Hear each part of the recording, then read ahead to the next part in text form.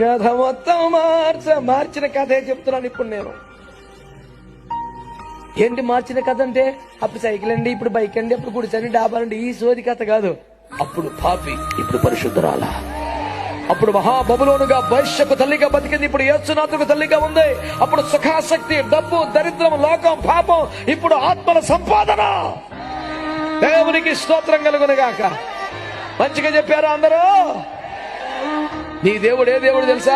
Hello, ఆకాశ మహాకాశ రావు పక్కన కూర్చొని నీకు దమ్ముంటే శక్తి ఉంటే వచ్చి నన్ను దర్శనం చేసుకో, లేకపోతే నీ కర్మ తగలబడి చచ్చిపో అనే రకం కాదు.